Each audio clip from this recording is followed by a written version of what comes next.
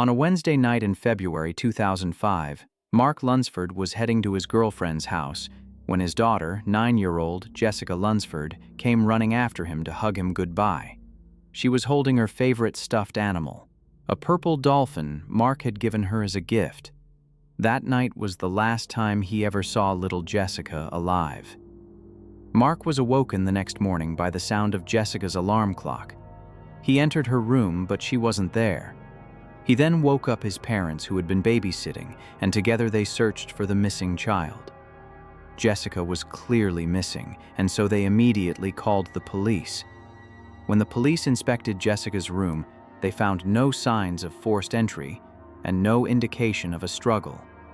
Her school clothes were still neatly folded on a chair. Her jacket and shoes were still in the room, despite it being quite cold outside. The bedroom was normal except for some dirt on Jessica's pillow. This smudge indicated to police that an intruder had entered the home and took Jessica. Police started canvassing the houses in the neighborhood. One of the homes nearby belonged to 49-year-old Dorothy Dixon. Police did a search on the home but did not enter the rooms that belonged to her 3 tenants, as they weren't home to give permission for the search. Without a warrant, police would only search common areas. The search of Dorothy Dixon's residence turned up nothing, and so they moved on. Back at the Lunsford home, investigators noticed that the family had a small dog that barked at everything and everyone.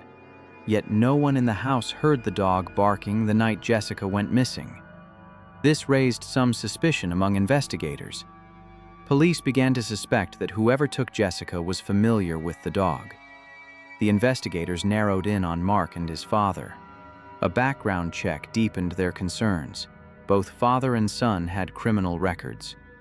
Mark for minor offenses, but Archie, Jessica's grandfather, had faced serious charges decades earlier for kidnapping, assault, and attempted rape. Police interviewed over a period of 2 days. Both men denied causing any harm to Jessica. Their alibis checked out. Both also agreed to do a polygraph test. When they passed the polygraph, police cleared them from the investigation. Jessica's mother, Angie, was also cleared when it was confirmed that she was in Ohio the night Jessica disappeared. The investigation was now pointing to a stranger abduction, which, according to previous cases, brought a grim reality. Abductions by strangers are often sexually motivated. When police checked the sex offender registry, they found that Citrus County alone had 208 registered sex offenders. 50 of these lived in Jessica's neighborhood. Police went door to door verifying locations, alibis, and confirming the whereabouts of each one. At one address, something was clearly wrong. No one appeared to have lived there for some time. Officers went there to locate 46-year-old registered sex offender John Couey. Couey had an extensive criminal history, ranging from weapons charges and narcotics offenses to lewd and lascivious acts involving children. One charge on his record stood out in particular. He had once broken into a home and was caught by a father inside his young daughter's bedroom. Now, he was nowhere to be found. Meanwhile, police had received nearly 3,000 tips on their helpline. One lead in particular stood out. It came from Maddie Secord, John Couey's niece. She told investigators that John Couey had been living in the house across the street from Jessica Lunsford. The home belonged to Dorothy Dixon. Dorothy was later identified as Couey's sister. Dorothy Dixon was one of the neighbors police had interviewed during their initial canvass. Officers had even been inside her home, but without a warrant, their search was limited to common areas. Certain rooms were off limits. At this point, investigators were forced to ask themselves a chilling question. Had Jessica been inside that house while police were there? And had they missed her? Detectives rushed back to the residence, this time with a search warrant. There, they found a bloody mattress and stereo speaker wire. Investigators confirmed that Jessica had in fact been in that house, but was no longer there. Detectives asked Dorothy Dixon where her brother was. She admitted she had given John Couey money for a bus ticket to leave town. Law enforcement circulated his name and photo nationwide. Soon after, a worker at a homeless shelter recognized him and contacted the police. Investigators met with the sheriff and made the decision to send detectives to Georgia to interview Couey. When confronted, Couey initially denied any involvement. Detectives offered him a polygraph test. Early into the test, Couey broke down. Couey admitted he entered the Lunsford home through an unlocked door and found his way into Jessica's bedroom. He woke her and told her to be quiet and to come with him. He explained to police that the dirt smudge on the pillow came from his hand. He said Jessica never screamed and the dog never barked. Then Couey took Jessica to his room across the road.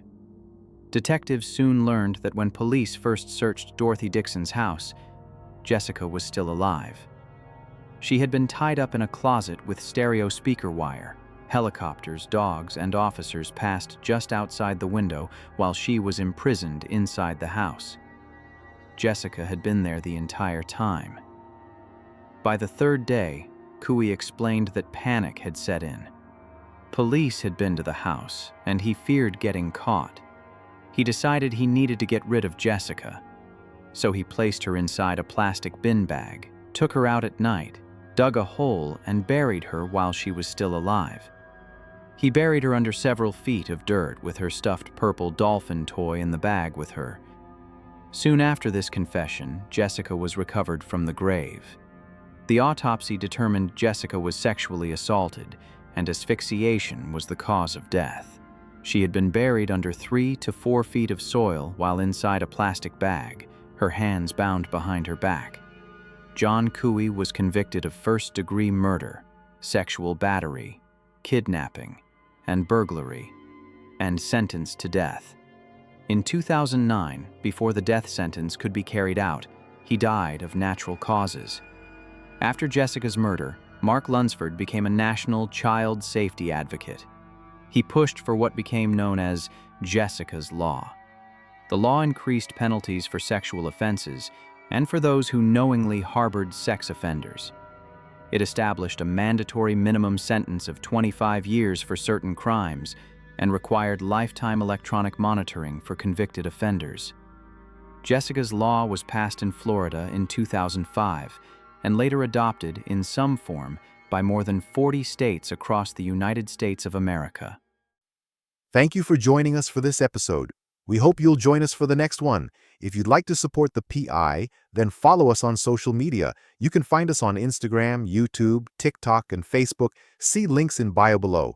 New episodes drop every Monday.